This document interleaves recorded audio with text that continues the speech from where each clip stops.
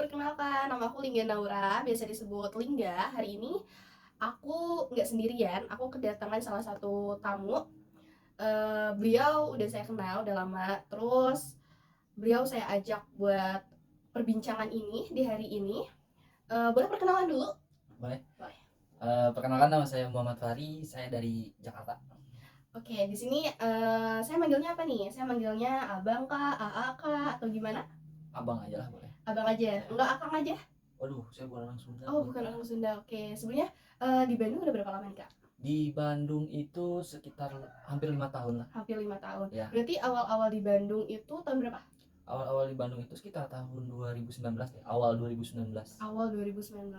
Awalnya ke Bandung itu niatnya main aja, kerja atau gimana? Awalnya saya kerja di Bandung, cuma pas saya lihat pas COVID, Mm-mm. karena kan saya kena pengurangan, Oh iya ya iya. jadi saya bingung harus mau cari kerja di mana lagi karena COVID itu kan semua nyari pekerjaan susah.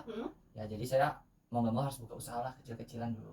Oke, mungkin pada saat COVID waktu itu kan pengurangan karyawan mungkin hampir di semua perusahaan ngelakuin hal itu kan. Ya. Nah, buat ngelakuin usaha, usahanya jualan kah? Jualan apa, bisnis? Pakaian, makanan, atau gimana, Kak? Karena saya usaha itu nyari yang orang cari juga. Apa itu? Ya, contohnya makanan. Makanan. Karena menurut saya usaha makanan itu nggak akan pernah mati karena semua orang itu butuh makan kan. Iya betul. Nah, makanya kenapa saya lebih memilih usaha makanan ya karena itu. Apalagi waktu di zaman COVID itu kan kita kan nggak boleh tatap muka kan. Nah, makanya dengan mengandalkan sosial media dan teman-teman saya waktu sebelum saya kerja, ya saya bisa mengandalkan itu sih. Jadi jualan apa sih, Kak, kalau boleh tahu? kalau saya kan asli Jakarta ya. Ya. Nah, saya jualan mie ayam Jakarta. Oke, mie ayam Jakarta. Di Bandung juga sama ada mie ayam. Cuma mungkin kalau di Bandung itu lebih ke mie ayam Cianjur. Itu bedanya apa ya? Mie ayam yang ada di Jakarta sama yang di Bandung. Oke, kalau mie ayam di Jakarta itu dia tuh semuanya tuh digabungin. Jadi kalau misalnya kalau di Bandung itu mie ayam sama bakmi itu kan berbeda. Ya, betul. Kalau misalnya di Jakarta itu semuanya disatuin. Jadi mie ayam Jakarta itu jadi semua komponen-komponen yang ada di mie ayam Bandung itu semuanya ada di Jakarta. Jadi contohnya kayak misalnya bakmi nih, bakmi kan kering gitu. Ya, kita ada yang kering, ada yang basah. Nah, kalau di Jakarta tuh enggak. Jadi semuanya itu kita bisa dicampur adukin. Kayak dari mulai bakso sama pangsit kita bisa jadi satuin sama mie-nya, terus kuahnya juga kita bisa pisah. Jadi di Jakarta itu lebih simpel sih. Terus mungkin ada yang bedain dari pangsitnya juga kan? Nah, pangsit mie ayam Jakarta itu pangsitnya itu basah rata-rata. Ada juga pangsit keringnya. Tapi kalau untuk mie ayam Jakarta itu pangsit keringnya itu kayak tambahan modelnya kayak kerupuk lah. Oh iya, kalau di sini juga sama bisa dijadiin kerupuk juga. Tapi kalau misalnya pangsit basah itu cuma ada di bakmi gitu. Nah, kalau di Jakarta itu semua kita bisa satuin. Mau kayak mie ayam ceker, mie ayam pangsit baso, mie ayam spesial, itu kita bisa satuin. Jadi kita nggak ada yang kering, ada yang kering. Cuma tetap bentuknya itu seperti mie ayam, bukan kayak mie yamin. Makanya pernah tuh saya ketemu sama temen yang saya ajak waktu itu buat makan bakmi. Terus agak kultur shock karena bakmi tuh gak kayak gini gitu. Iya, karena di Jakarta itu nyebut bakmi sama mie ayam ya sebenarnya sama aja. Cuma modelnya kayak ya nggak tahu juga sih ya. Mungkin ini kayak pengetahuan saya. Kalau di Jakarta itu bakmi itu ya itu adanya di pagi hari, tapi tetap aja kondimennya masih sama kayak mie ayam. Nah, mie ayam itu ya adanya di siang sampai malam hari. Gitu. Itulah bedanya Jakarta dengan Bandung. Bakmi di pagi hari. Yes, betul. Kalau di sini kayak pagi hari itu bakmi nggak ada, paling startnya itu di jam 11 itu baru ada sampai malam gitu. Kalau misalnya di pagi-pagi kayaknya di sini kurang nih gitu. Karena menurut saya itu kalau misalnya bakmi pagi hari di Jakarta itu semua orangnya kayak ya itu menurut sarapan dia. Ya karena ngerasa kayak wah enak nih pagi-pagi kita makan bakmi. Apalagi dengan pangsit basahnya, ayam kecapnya, belum lagi sama baksonya. Nah, itu orang Jakarta yang dicari.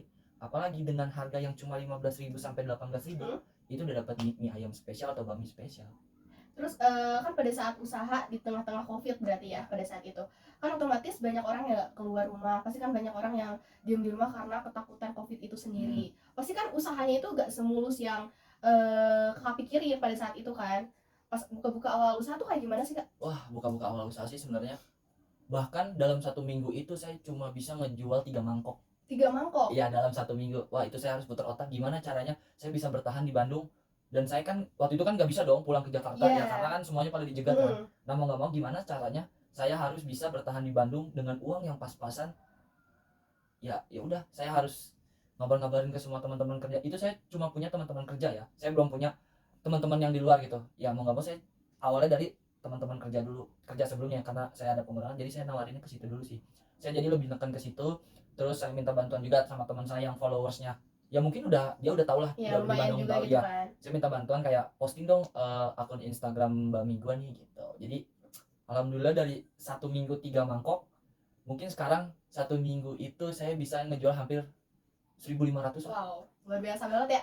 Terus kalau misalnya pada saat itu seminggu 3 mangkok, pasti kan ada dong niat buat, aduh pengen berhenti aja gak sih gitu. Wah itu mah udah kepikiran banget, bahkan saya mikir kayak udahlah pulang aja lah daripada di Bandung, ngapain kan di Jakarta juga masih bisa jualan ya. Tapi saya mikir lagi, karena Bandung itu tempat impian saya dari dulu ya. Saya juga nggak tahu ya kenapa Bandung gitu. Nah makanya kayak orang-orang sekarang tuh kayak kenapa Bandung, sebelum mereka ngomong itu saya udah pernah ngerasain kenapa Bandung. Nah jadi saya nggak tahu, Bandung kayak worth it aja sih buat ngelakuin usaha gitu. Karena di Jakarta saya mau ngelakuin usaha contoh mie ayam ya, saya keluar rumah kanan mie ayam, sebelah kiri mie ayam, maju sedikit ada lagi mie ayam. Jadi kalau misalnya di Jakarta itu bukan hal yang aneh atau gimana ya, bukan sesuatu hal yang baru kali ya buat iya orang-orang sana. karena ya semua makanan apapun yang di Jakarta tuh ada semua orang tuh udah kebutuhannya ya udah cukup di Jakarta, kayak semua dari segi makanan, transportasi, pekerjaan, apapun itu ya udah ada semua. Makanya kenapa saya pindah ke Bandung ya, sebenarnya ini mie ayam ini kan warisan keluarga dong ya. Oh, dari siapa kalau Dari mama sih. Dari mama. Ya mama dulu waktu kecil itu, saya waktu kecil ya itu dia jualan mie ayam. Nah sempat berhenti itu pas di kelas 3 SD. Nah waktu itu pas mama, orang tua saya tuh si mama ngejual mie ayam ya itu rame banget. Nah makanya saya berpikiran kayak saya masih punya orang tua, saya mintalah resepnya. Saya soalnya kan di Bandung sendiri juga kan ngekos, dan saya juga harus bisa keluarlah dari zona nyaman saya gitu. Saya nggak mau bergantung dengan Jakarta, apalagi Jakarta kan sekarang udah bukan ibu kota kan ya. Tapi tetap semua orang pasti bakal ke Jakarta buat nyari kerja, tapi saya punya pemikiran sendiri, saya harus keluar dari Jakarta dan saya harus bisa sukses di luar Jakarta gitu. Oke. Terus titik balik dari kakak nih ya kan, mungkin beberapa bulan berlalu jualan mie ayam, itu titik baliknya tuh pas kapan ya? Kayak ngerasa wah ini ada peluang juga nih saya jualan mie ayam di Bandung gitu. Titik baliknya itu pas new normal. Itu saya nggak beraniin, dan itu saya minjem uang bank ya. Itu saya memberanikan buat buka satu toko di Antapani. Wah. Saya ngerasa kayak Antapani kan jalannya itu banyak lalu lalang orang kan. Nah udah gitu saya ngeliat ya mungkin memang ada mie ayam yang lain gitu. Iya betul. Cuma ya saya ngejual nama kota Jakarta, dan ya saya ngejual racikan keluarga saya. Ya walaupun ya bukan kayak restoran ya model kaki lima kayak gitulah. Gerobaknya warna biru, itu pasti yang dicari sama orang Jakarta. Gerobak warna biru, mie ayam itu udah pasti bakal enak. Oke, mungkin orang Jakarta di Bandung juga banyak kan. Banyak. Dia juga pasti udah nyobain mie ayamnya Bandung, tapi pas mereka dengar kayak wah di mie ayam Jakarta nih. Ditambah bukanya juga pasti dari pagi-pagi juga kan. Betul. Ikutin kultur Jakarta gitu. Ya awal-awal buka sih sebenarnya kayak pas buka pagi itu kayak loh kok pada sepi banget gitu. Ya ada orang itu di jam 12 sampai jam 1 ya, mungkin karena makan siang kan. Nah bedanya di Jakarta ya pagi-pagi itu ya itu udah menu sarapan dia gitu ya. Cuma berjalannya waktu sekarang orang-orang sekitar terus orang manapun juga ya alhamdulillahnya datang pagi-pagi di jam 7 jam 8 buat sarapan, atau ibu-ibu yang nganter sekolah. Itu setiap pasti sih rata-rata yang beli itu ya kaum ibu-ibu sama orang yang mau berangkat kerja sih. Sama kan di samping kanan kiri itu kan ada perkantoran ya. Sebelum dia masuk ya pasti dia sarapan dulu sih di situ. Ya karena menurut dia kayak mie ayam Jakarta ini mie ayam yang beda. Karena bumbunya semuanya nggak dipisah-pisah. Semuanya ada kondimennya, ada disatuin di situ. Ya jadi alhamdulillahnya sekarang pada beralihnya ke mie ayam Jakarta. Gitu sih. Kalau misalnya yang bedain nih mie ayam Jakarta kakak sama mie ayam Jakarta yang orang Jakarta punya nih, yang kakak itu apa sih yang bedain? Yang bedainnya itu cuma satu sih sebenarnya. Apa? Ada sayap ayamnya. Ada sayap ayamnya? Ada sayap ayamnya? Iya. Jadi kan jadi kita kalau mie ayam tuh biasanya kan ayam ricat yang kecil-kecil itu ya. Nah kita kadang suka tanya kakak mau mie ayam ayam yang kecil-kecil itu atau mau langsung sayap ayam, kan itu kan kayak menu hal yang berbeda dong. Itu benar-benar berbeda banget dari yang lain. Nah iya, cuma mungkin bedanya cuma di situ sama bumbu ya, karena kan bumbu ini kan dari turun temurun gitu ya. Paling cuma itu aja sih, mau dibedain sama yang lain mah nggak ada. Ya usaha saya cuma sebenarnya usaha gerobakan yang ada di kaki lima aja sih. Terus inovasi apa aja sih yang udah kakak lakuin dalam usaha kakak nih buat dicoba beberapa tahun ini? Sebenarnya sih saya cuma pengen, waktu itu pernah nyobain kan mie ayam Jakarta sama mie ayam Yamin gitu. Jadi Iya.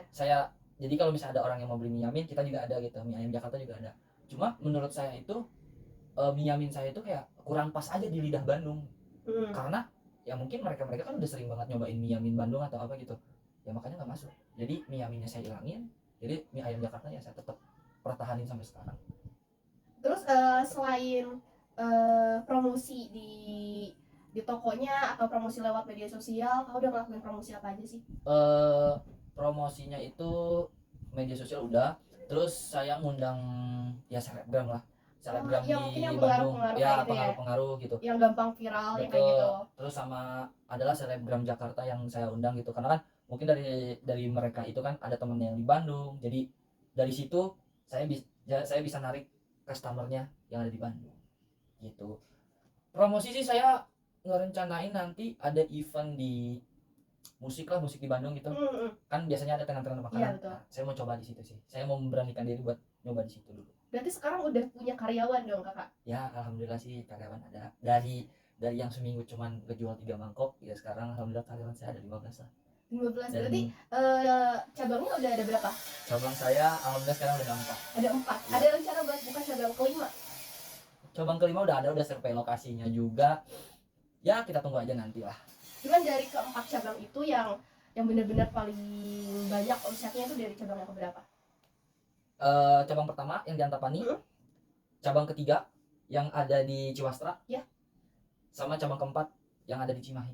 Berarti daerah yang masih Bandung. Daerah Bandung Timur berarti belum. Itu bisa jadi ini nggak sih, bisa jadi lokasi berikutnya gitu buat buka mie ayam Jakarta? Bandung Timur dan Bandung Barat di ujung itu belum ada, dan itu coming soon lah. Tapi kepikiran sama Bandung Timur? Dan kepikiran juga mau buka Nagrek. Ya. Nagrek itu masih Bandung atau bukan sih kak? Ini Bandung deh, tapi Bandungnya ya? Bandung Kabupaten sih. Kalau misalnya di timur kayak di Cibiru gitu kan, itu kan ada wilayah kampus juga kan di situ, wilayah anak-anak sekolah juga banyak, dekat perkampungan juga. Iya sih, mungkin bisa jadi Cibiru saya buka 2. Cibiru bisa buka 2, bisa sih, soalnya kan orang-orangnya juga banyak juga. Terus orang Bandung itu pasti kan penasaran gitu, apalagi kalau misalnya wah ini mie ayam Jakarta, kalau misalnya enak itu bisa datang terus menerus sih kak. Iya ya kita lihat aja lah nanti lah. Ya mudah-mudahan kayaknya aku harus datang juga sih ya ke cabang pertama kakak yang di Antapani. Aku harus nyobain mie ayam pakai sayap. Iya nggak sih? Iya. Itu menurut saya sih, saya juga nggak ada kepikiran ide kayak gitu sih. Cuma kayak hal yang kan yang namanya orang Indonesia ya, itu kan pasti kan bakal nyobain hal-hal yang aneh kan. Walaupun itu menurut dia kok aneh banget sih gitu. Ya makanya saya masukin sebenarnya itu tanpa sengaja ya. Ya udah saya cobain aja gitu. Ternyata banyak yang suka ya. Dari 4 cabang itu ya saya pertahanin semua juga. Jadi gak usah hilang lah itu hal yang nyeleneh kan. Iya sih, betul. Kan kayak aneh, pokoknya aneh banget sih menurut saya juga. Saya aja sampai kok kenapa orang-orang pada suka ya. Saya juga mikirnya kayak ini kok kayak nggak berjalan ini aja gitu. Kalau gimana kalau misalnya saya masukin dada, lebih aneh lagi kan. Itu lebih aneh lagi kan. Ya makanya orang-orang sekarang tuh kayak kita udah zaman udah berkembang, inovasi udah terus maju ya, mau nggak mau kita harus juga bisa fight lah sama restoran-restoran yang bintang 5 gitu.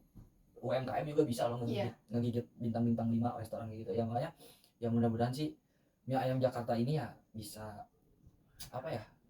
bisa terkenal lah di Bandung, di luar Bandung. Tapi alhamdulillahnya sih yang di Jakarta juga kalau misalnya main ke Bandung selalu ingat mie ayam Jakarta 89 nih.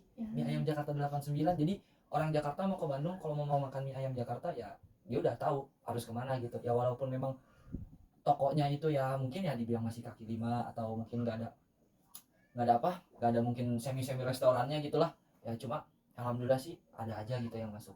Mudah-mudahan saya bisa nambah cabang ke-5 ke-6 ya. Target sih sebenarnya di Bandung ini saya 20 cabang lah. Dan saya dulu mencari pekerjaan dan sekarang saya harus buka lapangan pekerjaan.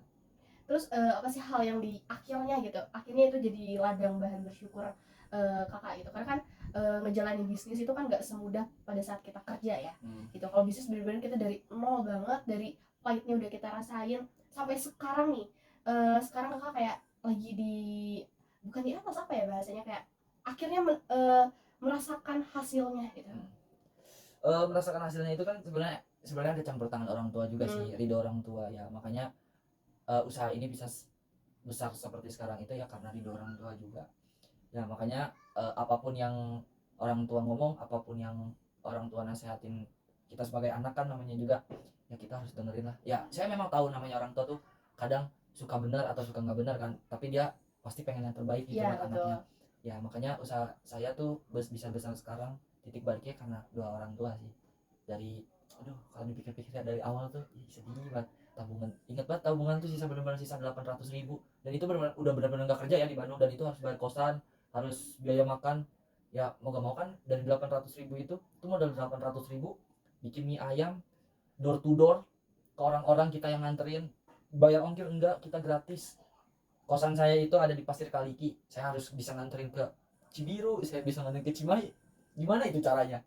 Bensin ya Allah, tau sendirilah lagi zaman susah-susahnya itu. Cuma sekarang kayak ya Allah, sangat-sangat bersyukur banget sih bisa titik balik yang dari 800.000 mungkin bisa melebihi dari 800.000 itu, bahkan 80 juta 800 juta kayaknya sampai deh. Ya tapi tetap aja sih kita nggak boleh takabur, harus tetap rendah diri, tetap kita harus bisa berbagi juga ke orang-orang ya, walaupun berbaginya kita nggak pernah liatin gitu, tapi setiap hari Jumat di 300 mangkok pertama itu gratis semua cabang. Setiap hari Jumat ya, jangan lupa datang. Makanya si kakak kalau misalnya mau mie ayam gratis datang pagi-pagi, tapi pagi-pagi sih udah biasanya tuh kita udah habis 100 mangkok gitu. Bahkan kadang kalau misalnya apa karyawan nelfon, Pak ini jam 8 udah habis 300 mangkok, ya saya bilang udah tambahin aja sampai sebelum sholat Jumat, atau setelah sholat Jumat udah gratisin aja yang datang, habisin menu yang di situ.